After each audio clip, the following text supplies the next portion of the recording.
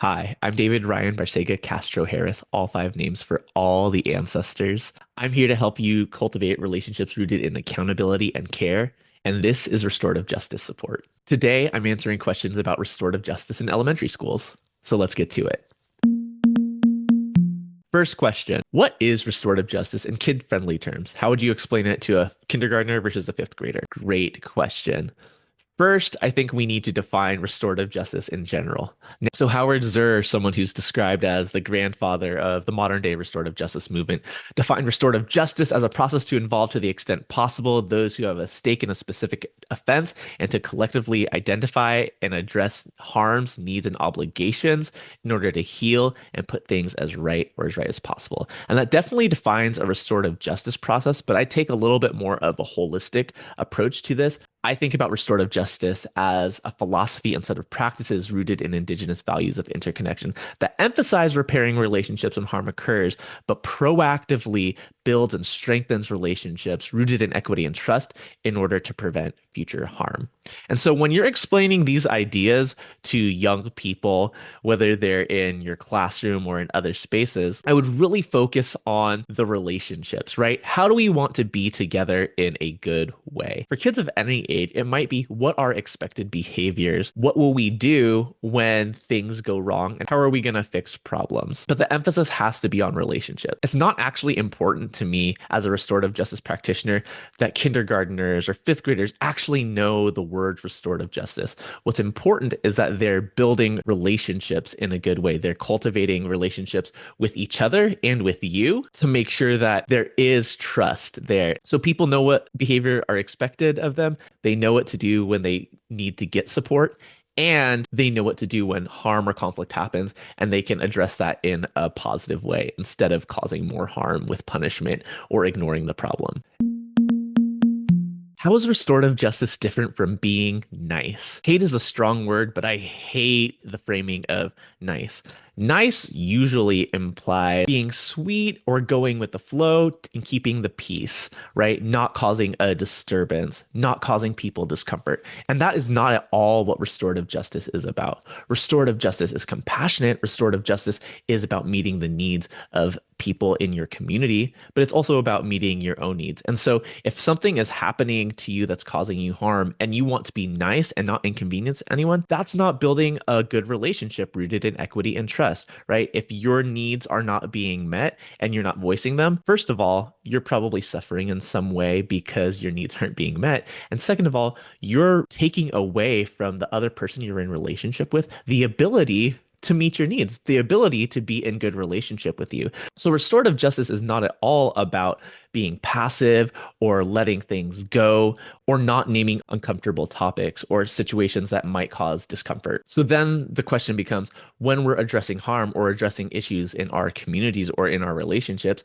how are we framing them with compassion? How are we offering support in addition to setting expectations or upholding expectations to make sure that people are getting their needs met to the extent possible? So if someone takes your pencil or steps on your shoe or says a mean comment to you and you want to be nice and not get them in trouble and not disturb the peace, that's not restorative justice, right? That's allowing that harmful behavior to continue. We want to make sure that we're identifying and addressing harm, right? Going back to that definition that Howard Zur framed for a restorative process, identifying and addressing the harms, needs, and obligations in order to heal and put things as right as possible. We want to make sure that everyone, young people included, are developing agency to name harm and then be able to step into processes where that harm is being addressed, where that conflict is being addressed. Why is restorative justice better than traditional discipline in schools? Well, of course, as somebody who is a restorative justice practitioner, I'm going to say that restorative justice is better. But let's break down some of those words in that question. When we say discipline, if we take the word discipline back to its Latin roots, it's about the process of teaching. And you can teach in any way. When we think about the purpose of education or schooling in our context, it's about producing workers to enter the workforce. And good workers are compliant. They will follow the rules or the guidelines and produce what they're supposed to produce, whether that is widgets or services in whatever workplace they go into. And the way that we've been taught to incentivize that is with fear, right? Fear of what will happen to you if you break the rules or step out of line or do things that you're not supposed to do. And restorative justice teaches the opposite of that. And so if you, in the core of your being, are advocating for, yes, as an educator, my job is to produce cogs in the capitalist workforce, then I think maybe traditional methods of discipline rooted in fear and control might be the better option for you. But if you're looking to help young people develop into conscious, thoughtful, critical thinking human beings who value relationships, and if you want them to navigate the world with care and compassion, restorative justice practices are a lot more conducive to help you achieving those goals. When you have people who are willing to problem solve and get to the root of the problem instead of disposing of people or kicking people out when things go wrong, you're actually giving them skills to critically think and compassionately meet each other's needs.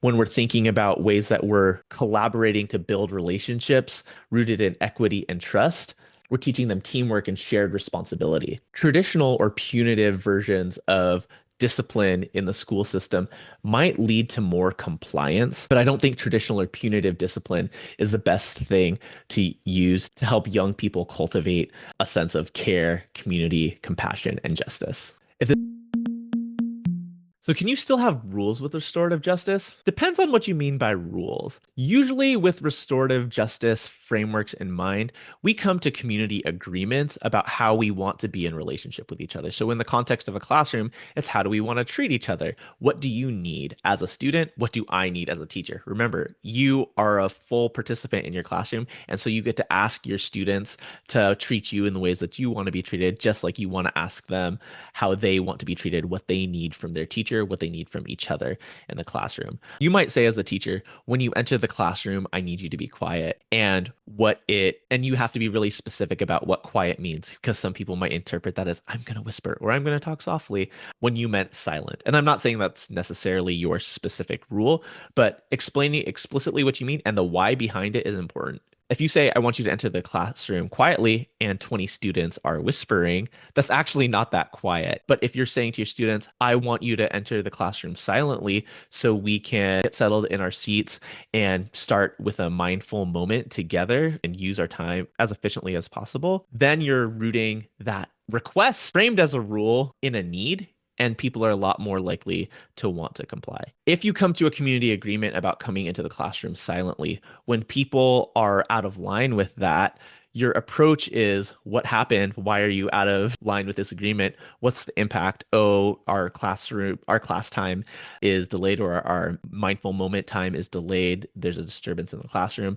What needs to happen in order to make things right as possible? Maybe an apology or a reminder to not do that the next time, and we move on. But a rule is often using a punitive approach, saying this rule is broken, go stand outside the classroom or go have detention, go to the principal's office, not really addressing that person's need or the needs of the classroom. It's just kicking somebody out of the classroom, not really addressing what might have been behind that whispering behavior. It might have been someone forgot. It might have been that someone had something really important that they wanted to share. But I understand within the construct of schools, rules exist. Making sure that you explain rules and get people's consent or get people's buy-in from the beginning is important, and following up in a way that is emphasizing relationships and needs instead of focusing on punishment is really important. Isn't restorative justice just letting kids get away with bad behavior? Kids need consequences. I'm 100% with you. Kids do need consequences. And if we take that word consequence,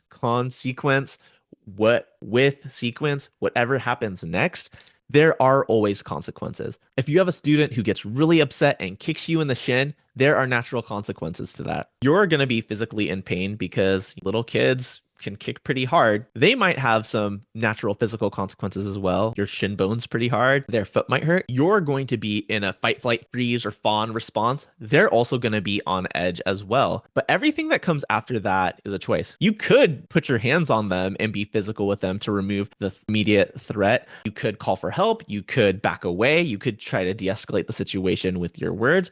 But all of those are choices, and there will be consequences to your choices after that. If you want to take a restorative approach, you're much more likely going to try to de-escalate the situation and try to figure out what the underlying needs were and try to figure out how you can both prioritize your safety and your student's safety and the regulation and give your student tools to regulate moving forward. With a punitive approach, you're just kicking that kid out of your class. And that's not necessarily going to lead to those needs being addressed. There are instances where you do need some time and space from people, but the way that you go about creating that time and space and what you do in the follow-up with that matters. Remember, with restorative justice, we're always thinking about what is the impact on the relationship. Are we building a trusting, caring relationship where there is accountability going both ways?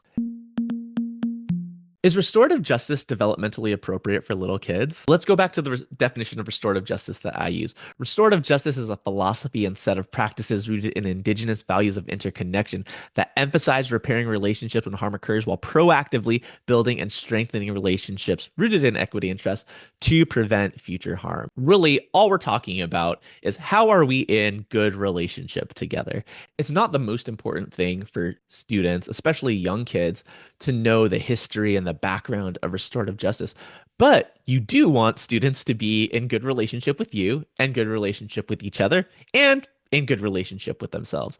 And there are developmentally appropriate ways to do that. So the way that you talk to a 5-year-old about treating everyone with kindness and with respect is different than the way that you would talk to a 10-year-old about being responsible for your own actions and being a contributing member of their community. But the formal language of restorative justice is not important. The way that you embody restorative justice and the way that you teach others to follow your model is important. When we're thinking about engaging in formal restorative justice practices like a talking circle, the topics that you introduce or the amount of time that you're expecting people to be able to sit still and hold attention are going to be different depending on the age of your students. But as a teacher who knows what's developmentally appropriate for your students, you can adapt those practices appropriately. When going through a restorative process to repair harm, a 5-year-old or 6-year-old might have a little bit harder of a time being able to name the impact of their actions. And so you might not ask open-ended questions. You might give them choices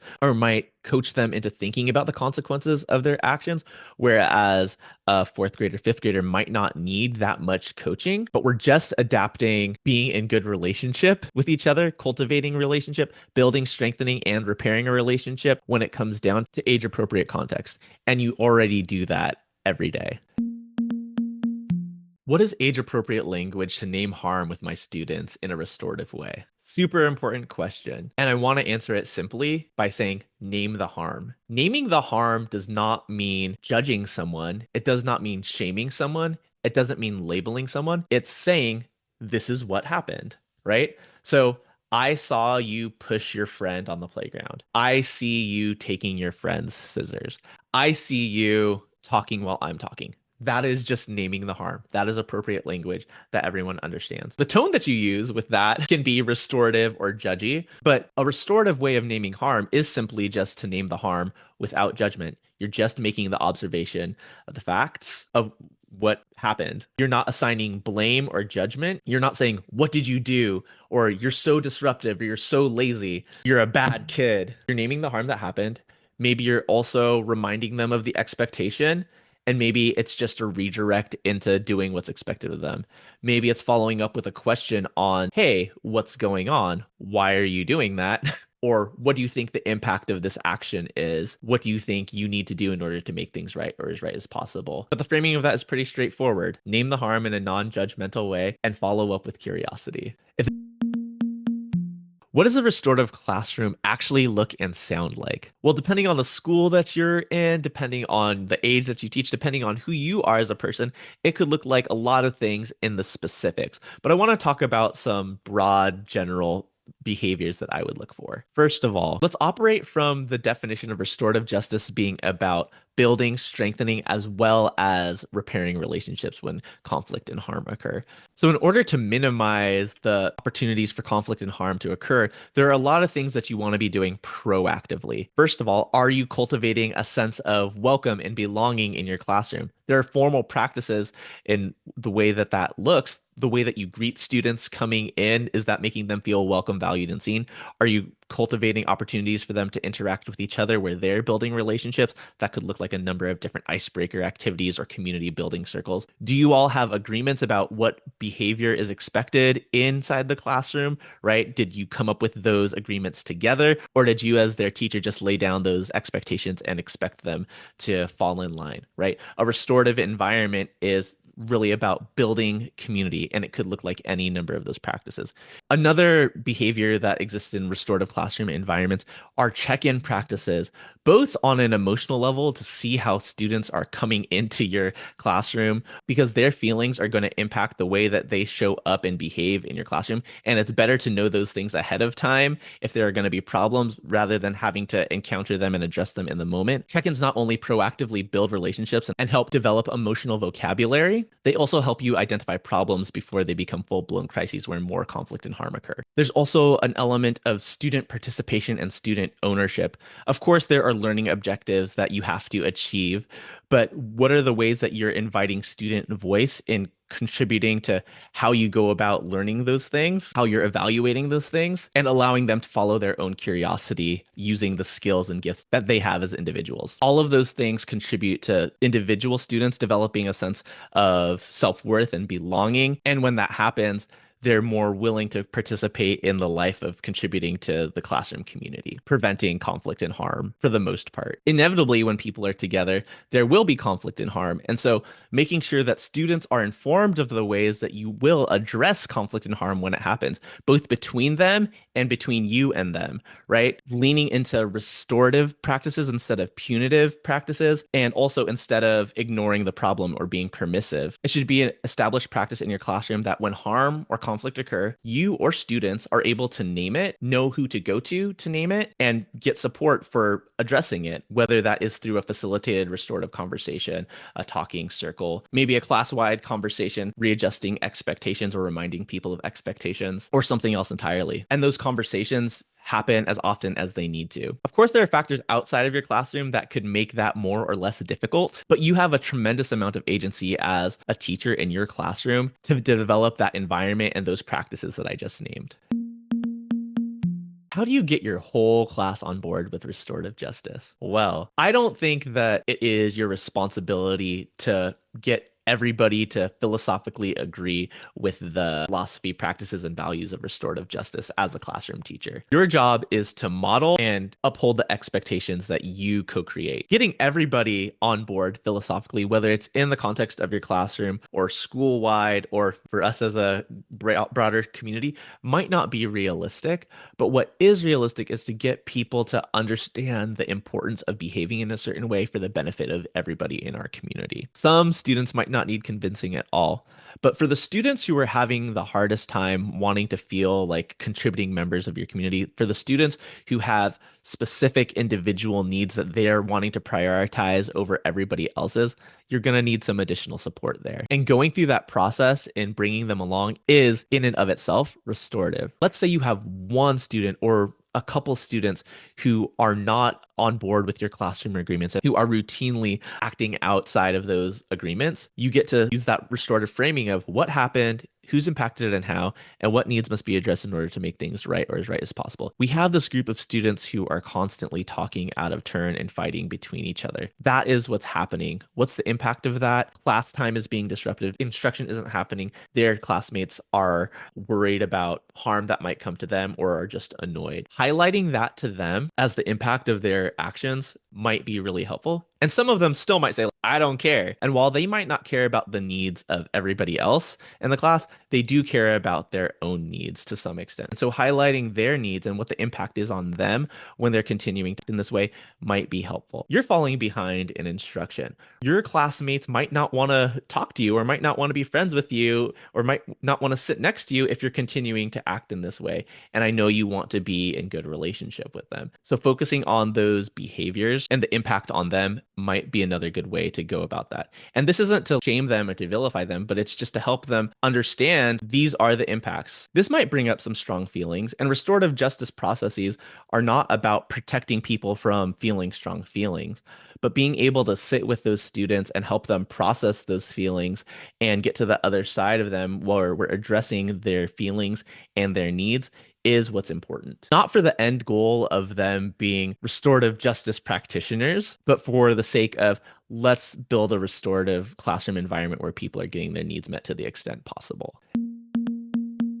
What do I do if my school is still suspending kids and referring kids to detention? That's a real question. And I'm assuming you're asking it from a place of, I don't believe in suspension and detention, but I'm working in the system that does. What do I do? One, you have a tremendous amount of agency to not make referrals. You can do everything that you can within your power to deal with those situations inside the context of your classroom. When you're building those relationships with your students, you're often preventing those things, those referral worthy behaviors from happening.